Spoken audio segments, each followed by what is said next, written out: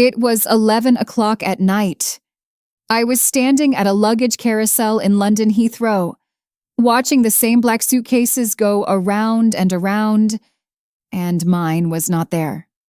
Everyone else was picking up their bags and leaving, and I was still standing there, waiting, hoping.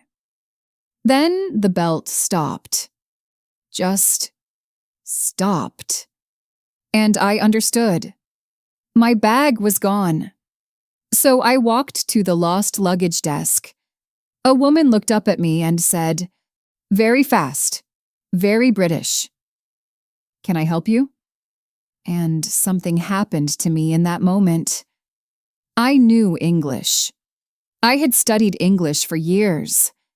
I was literally moving to London to work as a language teacher. And I stood there, and my mouth opened, and what came out was my bag. It is not. I think maybe. She waited. I could see her waiting, and the more she waited, the worse it got. My face went red. My hands were shaking a little. And somewhere in my head, a voice said, "You are embarrassing yourself. You don't really speak English. You never did." I eventually got the form filled out. My bag arrived 2 days later, but that feeling, that specific feeling of knowing something and still not being able to say it, that stayed with me much longer than 2 days.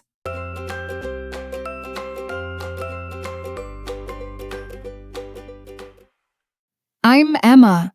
I'm a language psychologist. And that night at Heathrow is actually why I do what I do now. Because what happened to me at that luggage desk was not an English problem. It was a brain problem. And once I understood that, everything changed.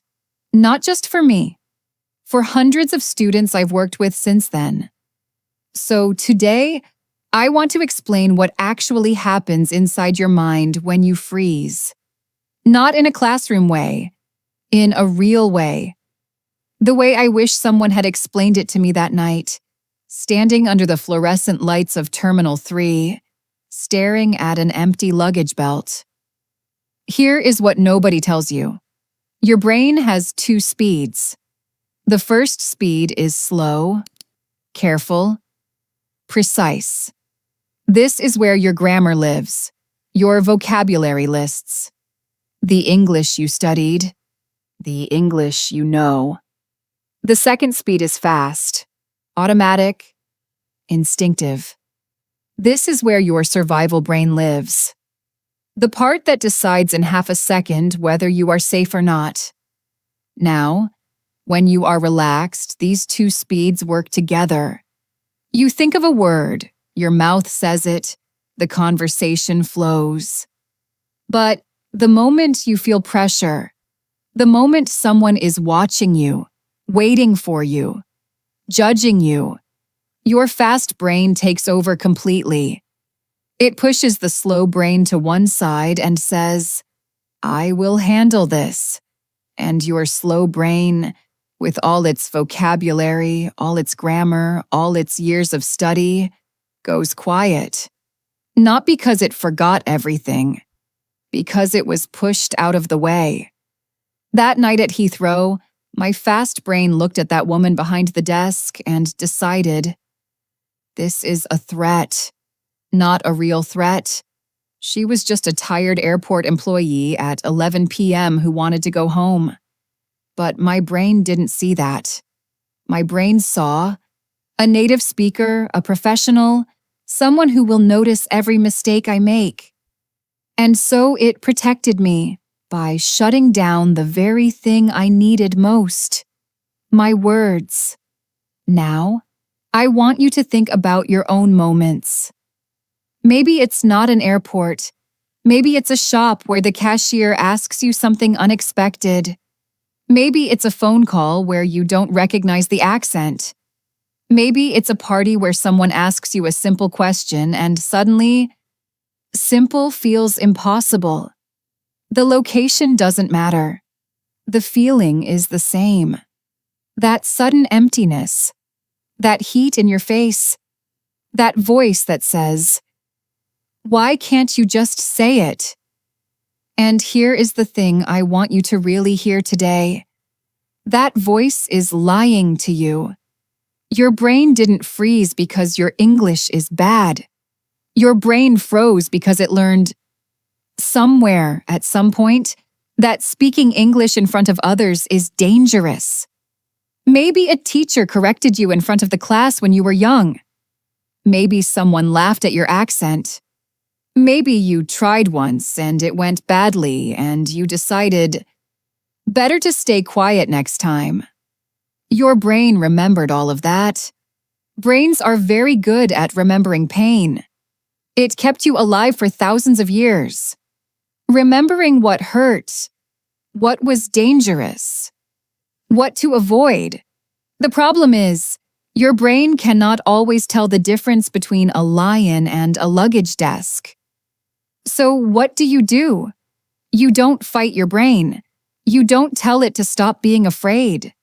That never works. You've probably tried that. Come on, just speak. It's not that hard. And it didn't help.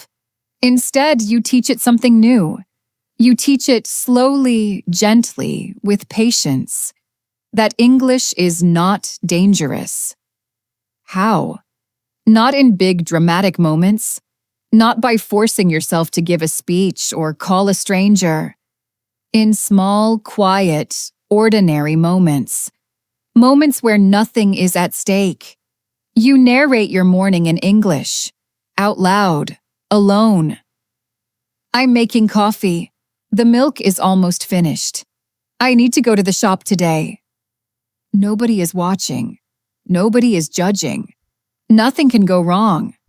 And your brain notices. It registers. I spoke English, and I am fine. I spoke English, and nothing bad happened. One morning, small signal. 2 mornings, small signal. 3 weeks of small signals.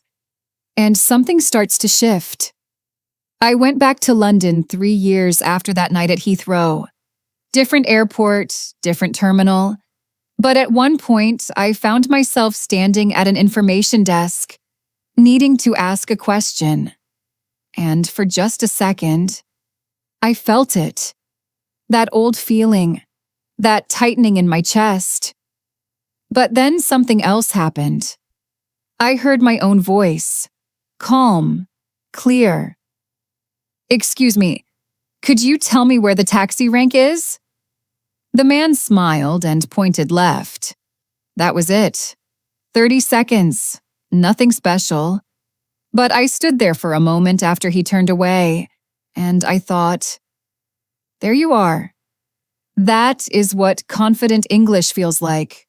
Not perfect, not impressive, not some big dramatic moment. Just your voice, showing up when you need it. And I want that for you. Not the performance, not the perfect accent, not the flawless grammar, just your voice, arriving when you call it. So here is the question I want to leave with you today. Think of one moment, just one, where you froze in English. Don't judge it, don't feel ashamed of it, just look at it clearly and ask yourself, what did my brain believe in that moment? Not what did I know, not what had I studied. What did my brain believe? Because that belief is the only thing standing between you and the English you already have inside you. The words are there. They have always been there. Your brain just needs to learn. It is safe to let them out. Your challenge this week is simple. 5 minutes, every morning, just your voice, just English, alone. Talk about anything. Your coffee, the weather outside your window, What you dreamed last night. Nobody is listening. Nothing can go wrong.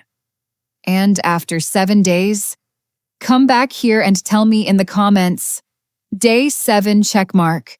I read every comment. I reply to every one. Because you are not doing this alone. This is Emma.